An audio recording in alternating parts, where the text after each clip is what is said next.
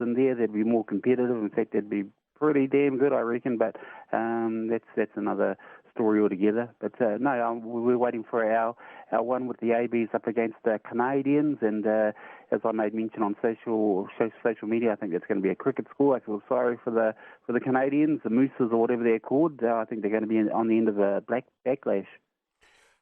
Okay.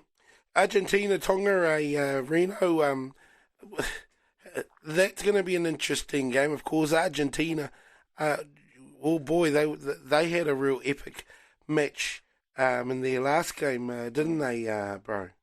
Yeah, they did. You know, the Tongans are going to throw everything at them. I'll be surprised if we don't see a yellow or a red card in their game. Argentina need to win big, get that bonus point to get themselves comfortable in their pool at the moment. They know they should have most surely beaten France. They've played good throughout the year during the Super Rugby and International Series. So a lot to lose for the Argentinians, for the Pumas, but they should get home over the Tongans. Mm. And the Japan-Ireland match, boy, can we see one of the biggest upsets again, bro? What do you reckon? Yeah, could do, mate. Anything's on the cards with these games. I suppose in hindsight, it would be great for the host nation and the minnow team as such, but Ireland, one of the favourites to take out this tournament, it will be tough. But hey, they can play when they want to play, and it comes down to two teams on the paddock. Who wants to win? Who would have thought Uruguay would have beaten Fiji, another minnow team? So, yeah, anything's possible at this tournament. What do you reckon, Ra?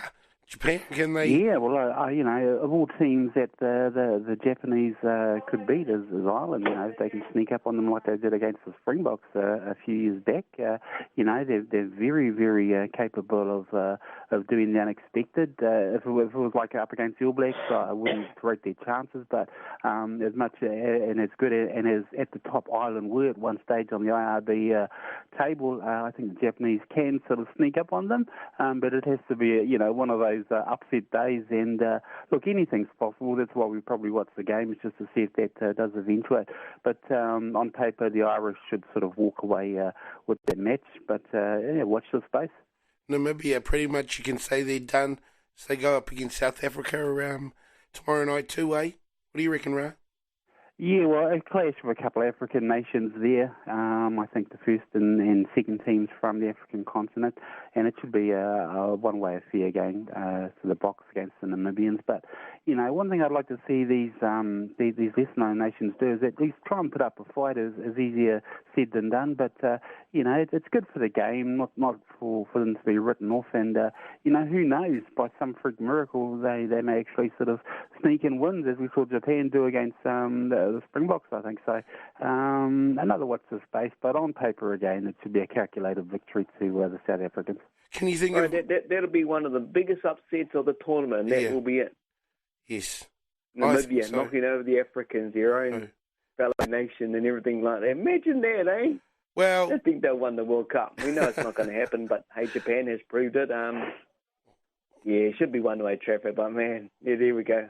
Oh, Namibia. South Africa, though, I mean, if they were to be upset by Namibia, that would be even worse than the last World Cup where Japan upset them, which was... Yeah, they'll be on the plane flying home. Oh, I know. They'll be buggered. They'll be like, this is embarrassing. Well, I mean, it had to have been pretty embarrassing when they got beaten by Japan. I mean... Yeah. Which was, one of the most epic games I can remember, Ra? I mean, it was just an unbelievable game to hear that Japan beat South Africa. And not just that too, Ra? We had one of our own Gizzy boys in that team, one of the Broadhurst brothers from out of Campion. So, we did, and we sort of claimed them as our own, but you kind of got to put it into context with the two nations, Japan and Namibia. The amount of money that the Japs sort of pay for a lot of their players in their competitions is way more than what the Namibians make in a week or in a year.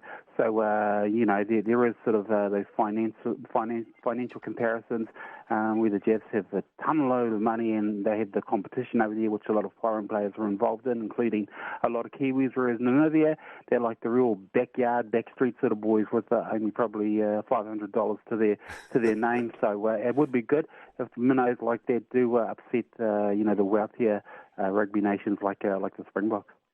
Yeah, it's a very, very hugely Hugely unlikely. You fellas are talking caca.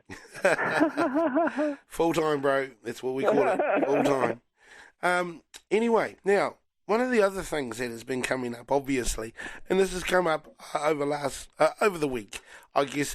I suppose it built up from Saturday, of course, when last Saturday, I should say, when the All Blacks took on South Africa for their game. And, of course, we're talking about the haka. It's come in light, as it usually does. You know, I think after every hiatus, about 3 years later, the fact that the All Blacks do the haka, and it's at a disadvantage for the opposition.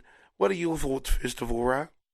Look, it's the age-old, what do you call it, put the boot in from a lot of these nations who just can't stand, the All Blacks winning all the time, and they have to sort of pinpoint something, and the haka again, for like the millionth time, is brought to the international media's attention.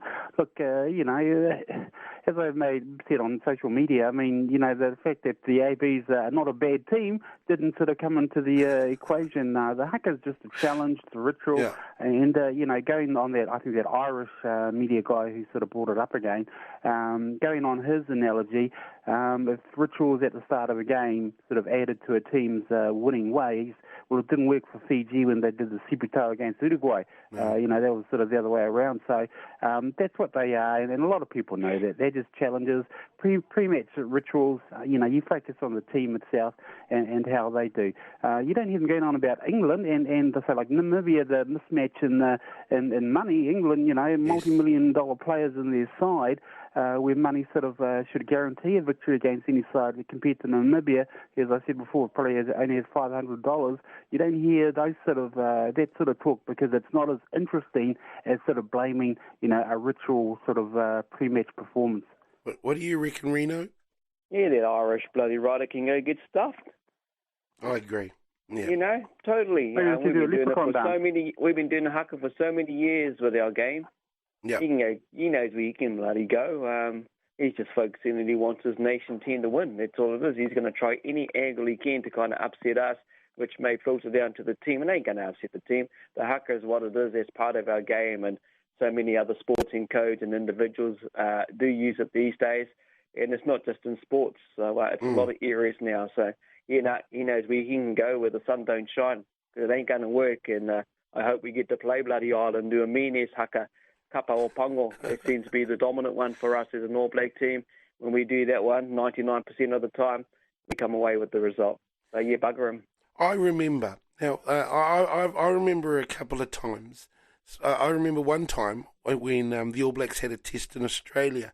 And the Australians, instead of, coming up to face haka, which is, what they can do, you can do whatever you want.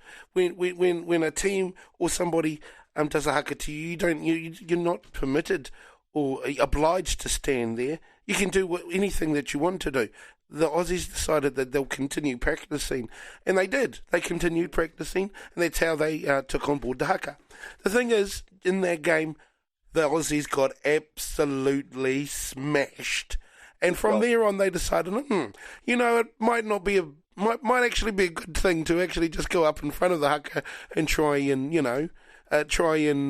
contain the emotions and feelings, because boy, once that game kicked off, they absolutely got it.